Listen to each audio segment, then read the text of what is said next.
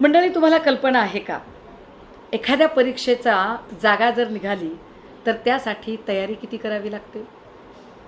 एका परीक्षेची जर एक जागा निघाली, जागा जर 100 असतील तर अर्ज साधारणतः 25 ते 50 हजार निघतात. आता हे 25 ते 50 हजार अर्ज जेव्हा भरले जातात तेव्हा सगळ्याच मुलांना काही याच्यामध्ये अजिबात क्लासेसची फीस भरणं शक्य नसतं किंवा त्यांना पुण्या मुंबईसारख्या ठिकाणी येऊन स्पर्धा परीक्षेची तयारी करणं शक्य नसतं. पण तरीसुद्धा एका परीक्षेची तयारी करताना किमान 1,000 रुपये ते 1,200 रुपये तर त्याला परीक्षेचं सरकारी चलन भरावं लागतं. त्यानंतर घरच्या घरी जरी तयारी करायची म्हटलं तरी किमान 1,500 ते 2,000 रुपयाची त्याला पुस्तकं विकत आणावी लागतात. इथेच झाले त्याचे जवळपास 3,500-4,000 रुपये. परीक्षा गावात होत नाही, ती जिल्ह्याच्या ठिकाणी होते. जिल्ह्याच्या ठिकाणी परीक्षेला जायचं तर 1,000 रुपये त्याच्या पदराशी असावे लागतात. म्हणजे एका परीक्षेपोटी त्याचे खर्च झाले ते 5,000 रुपये. हे 5,000 रुपये सगळ्या गरीब कुटुंबांना शक्य असतात का? तर अजिबात नाही. मग कुणाचा बाप दारं धरतोय, कुणाचा बाप शेती करतोय, कुणाचा बाप दुसऱ्याच्या शेतावर मोलमजुरी करतोय, हमाली करतोय, रिक्षा चालवतोय, टपरी चालवतोय, वाटेल ते कष्ट करतोय. घरात पैसे नसले किती बापाला ताण द्यायचा? आई किडूक मिडूक विकते, काहीतरी ओढाताण करते आणि या सगळ्यातनं ते पैसे देण्याचा प्रयत्न करते.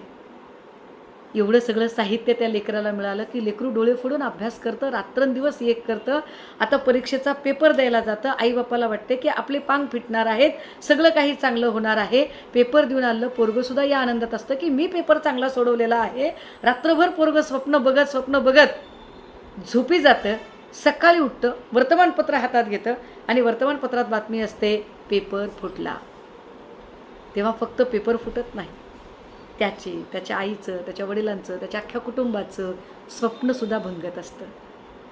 एक संबंध आयुष्य डिस्टर्ब होतं. त्यातही पुन्हा विशेष जर एखाद्या मुलाला जर त्याच्या कदाचित वयोमर्यादेमध्ये तो जर शेवटचा अटेम्प्ट असेल तर त्याची जी शेवटची आशा आहे उरली सुरली तीही संपून जाते.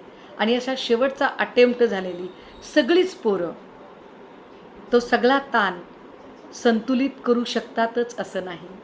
आणि मग काही जण सोप्पा मार्ग असं समजून मृत्यूला कवटाळतात. अर्थात तेही वाईट, कारण मृत्यूपेक्षा भयंकर काहीच नाही.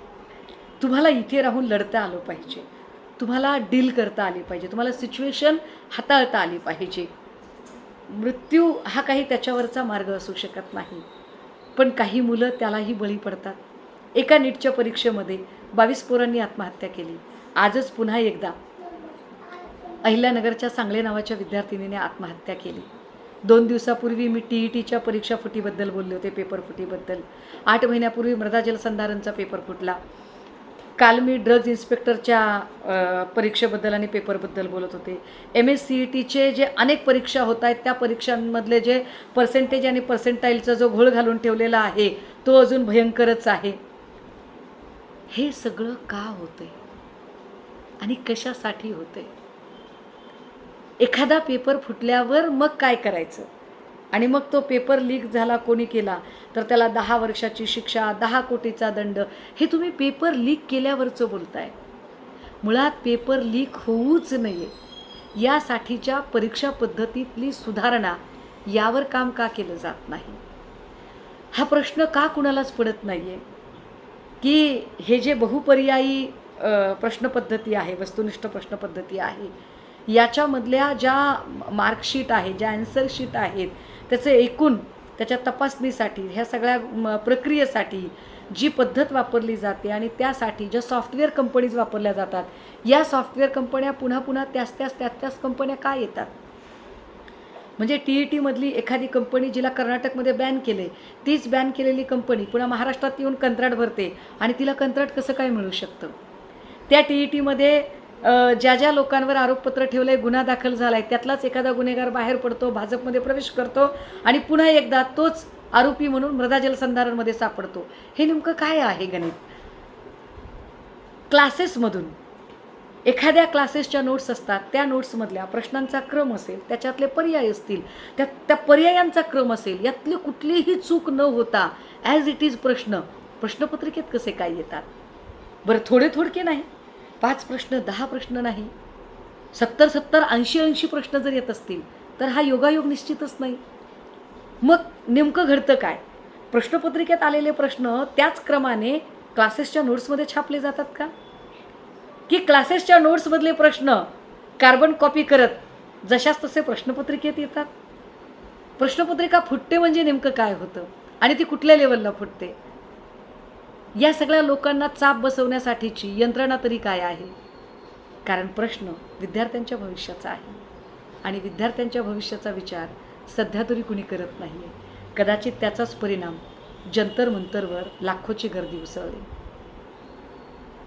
दादा हो, माझा हेतू पक्षीय राजकारणाच्याही पुढे जाऊन कुणाबद्दलही व्यक्तिगत द्वेष न बाळगता इथल्या विद्यार्थ्यांचं आयुष्य आणि भविष्य सुधारणे हा आहे. आणि त्यासाठी जर आत्ता आपण पेपर फुटीवर मोकळेपणाने जर बोललो नाही तर कदाचित हे दुष्टचक्र कधीही थांबणार नाही.